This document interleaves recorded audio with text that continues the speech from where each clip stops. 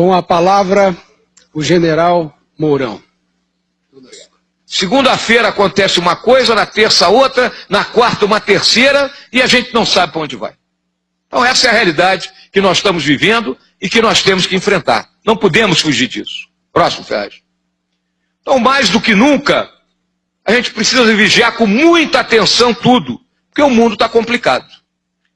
Grandes corporações desafiando os estados nacionais. Vimos isso aqui no nosso país.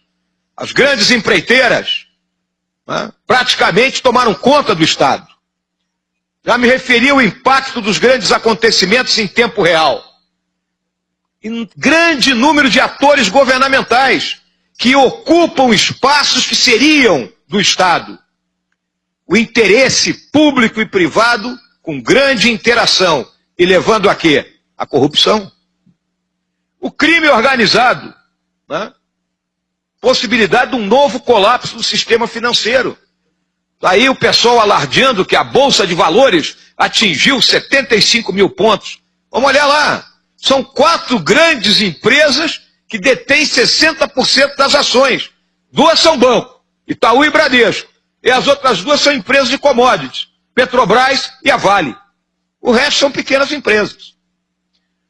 Fluxo de capitais ilícitos, né? Hoje está havendo uma união mundial para conter isso. A lavagem de dinheiro que ocorre, né? Tivemos há pouco aí aquela dinheirama encontrada lá em Salvador, lá com o nosso amigo, digamos assim, entre aspas, Gedel, né? Que tomava banho com o dinheiro, né? Tal a quantidade de impressões digitais que havia nele. Migrações ilegais, né? Aqui em Brasília nós não vemos isso muito, mas vão ao Rio de Janeiro, caminhem na orla de Copacabana no final da tarde e vão ouvir línguas africanas, espanholas, haitianos e por aí afora.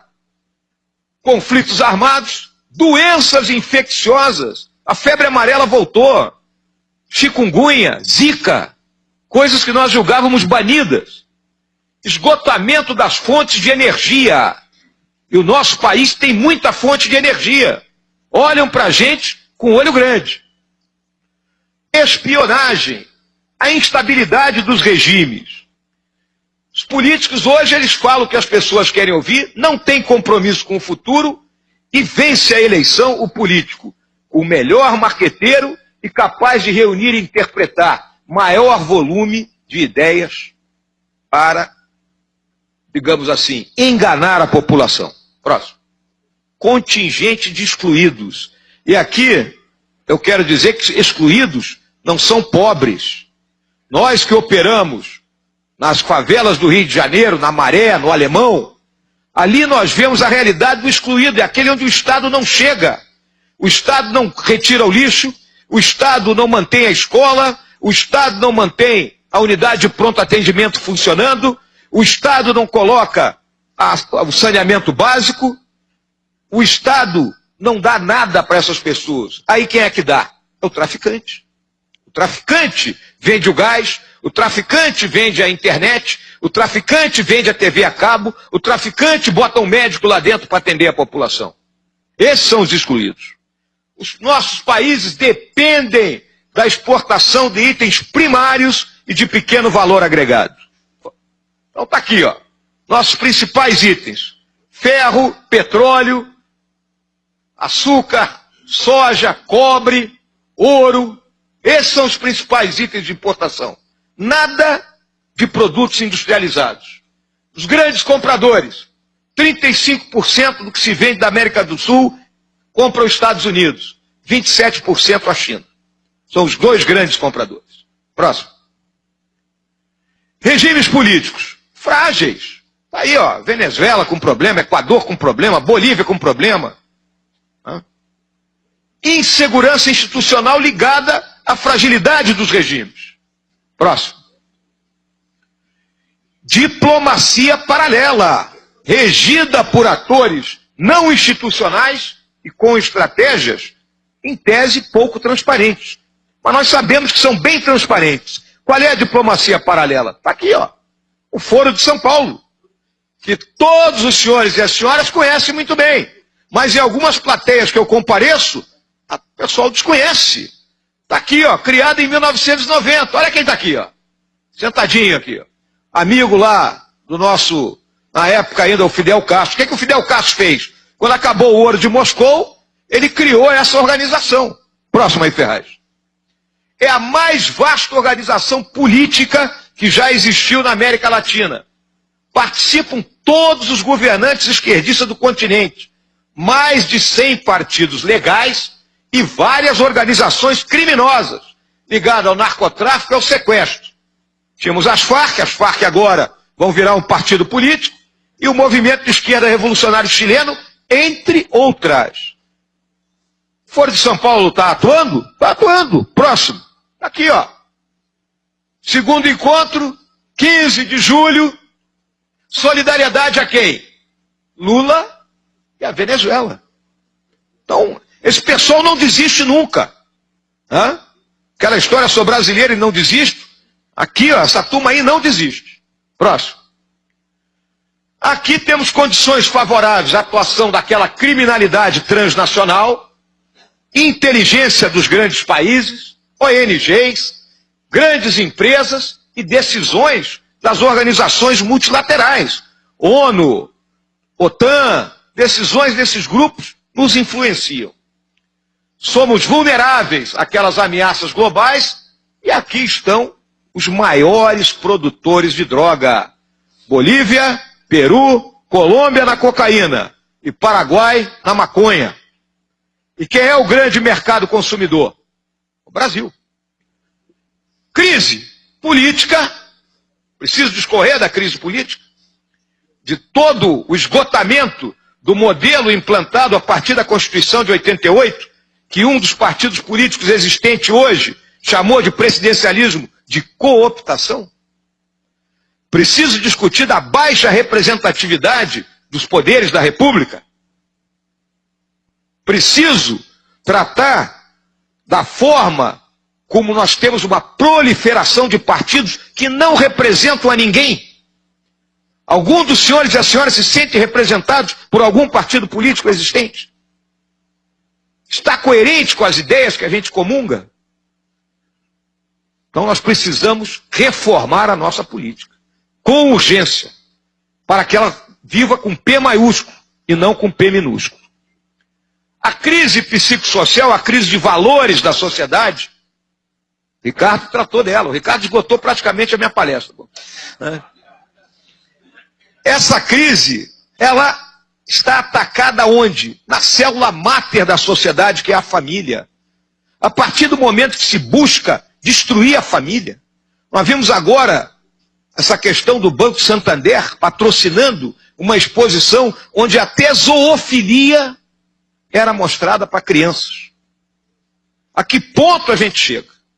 Eu vou abordar mais ela mais adiante. Mas eu vou falar agora da crise econômica. Pode tocar aí, Ferraz. É o nosso Harvey. Né? O Harvey lá nos Estados Unidos, ele destruiu o Houston. E aqui? Começa na Constituição de 88. Aquela de não sei quantos artigos, não sei quantas emendas. A Constituição Cidadã, que regula do alfinete ao foguete, regula o horário de trabalho do bancário, os juros. No artigo 5º, que tem 70 e tantos direitos individuais, né? O falecido Roberto Campos jocosamente dizia que um dos itens lá está dito que todo brasileiro tem direito à vida. Quando ele morresse, a família entraria contra o Estado, porque deixou ele morrer, já que todo mundo tem direito à vida. Né? Cheia da palavra direito e pouquíssima da palavra dever. E aí nós partimos para um ajuste fiscal que ao longo dos últimos 16 anos buscou equilibrar receita e despesa. Porque, minha gente, governo é igual à nossa casa. A gente não pode gastar mais do que ganha. Se eu gasto mais do que ganho, eu vou para o cheque especial. Se eu estouro o cheque especial, eu vou estourar depois o cartão de crédito. E por último, eu vou para o agiota. É igualzinho. E aí, o que aconteceu? Aí entrou essa dupla.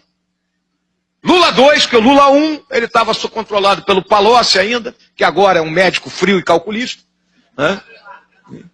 E a doutora Dilma, né? Ela já tinha falido uma loja de R$1,99, faliu o país, foi fácil. Olha qual era o mote da Dilma: gasto é vida. Então vamos gastar, né? Para que os senhores tenham uma ideia, a senhora tenha uma ideia. Ao longo desse período, os gastos do governo aumentaram 51% acima da inflação. E a arrecadação aumentou 14%. Não pode dar certo. Criar essa nova matriz econômica. Endividamento de famílias e empresas, valorizar o câmbio, as desonerações fiscais, ou seja, primeiro começou com determinados setores tendo um alívio no pagamento dos tributos. A partir daí, todo mundo quer sua sinecura, seu privilégio. Não, eu também quero. De modo que no final das contas ninguém mais estava pagando tributo, ou estava pagando de forma reduzida. E a redução dos juros por decreto. E aí os famosos subsídios. Os explícitos, que são as desonerações, e os implícitos. É o que era BNDES, Caixa, Banco do Brasil. O BNDES captava dinheiro a 13% no mercado e emprestava a meia dúzia. A diferença coberta pelo Tesouro. Mas coberta como? Com o dinheiro que o Tesouro tinha? Não, com o título da dívida pública. E aí a dívida foi aumentando. Os senhores sabem quanto está a dívida hoje do PIB? 74% do nosso PIB. São 4,7 trilhões de reais que nós estamos devendo. Prazo é 2022. Em 2022, se nada for feito, o orçamento da União será todo consumido pelas despesas obrigatórias. Próximo. Para cumprir a meta, está aqui que eu falei, o governo tem que cortar gastos com custeio e investimento, e com isso falta um recurso para saúde, educação, defesa. E 2022, as despesas obrigatórias serão maiores que o orçamento da União. Próximo. E aí eu trago essa frase do Roberto Campos, uma conclusão parcial, né? Que a diferença entre a estupidez e a inteligência é que a inteligência é limitada, infelizmente. Essa é a realidade. Próximo. Pode ir, Ferraz, isso aí já... Vamos. Nichos de pobreza... Volta, Ferraz. Perdão. Nichos de pobreza preocupantes aqui no nosso país. A infraestrutura logística. Nós construímos um modelo inicial montado em cima de rodovias, não conseguimos ter a interoperabilidade. Não é possível que com 7.500 quilômetros de costa, com portos, a gente tire uma carga do Rio Grande do Sul para o Rio Grande do Norte em lombo de caminhão. Próximo. Bases institucionais do nosso país frágeis. Aplicação desequilibrada das expressões do poder nacional. Só temos 1,2% do comércio mundial. E dependemos de tecnologias alienígenas. Não dominamos todos os ciclos tecnológicos. Defesa e segurança são precárias. E a atividade de inteligência, ela se tornou maldita com o fim do período dos presidentes militares. É chamado de ditadura militar. O período de 1964 a 1985 é deboche. Porque os mesmos que chamam de ditadura militar chamam Fidel Castro de presidente. Próximo. Atores à margem da lei, abrigados em áreas e segmentos carentes da população e em atividades envolvidas pelo Estado. Então aqui estão os dois grandes grupos de bandido que nós temos. Aquele bandido que nos assalta na rua, que rouba o celular, que rouba o carro, que dá um tiro num pai de família na esquina para tirar qualquer troco que o cara tenha, e a turma do colarinho branco. A turma dos 51 milhões. A turma como o nosso Carlos Arthur Nussmann, que tinha mais dinheiro em casa que no banco. Eu acho que ele não confia nos bancos, deve ser algo dessa natureza. Sociedade carente de coesão cívica. Sociedade brasileira está anímica. Ela mal e porcamente ela se robustece para torcer pela seleção brasileira.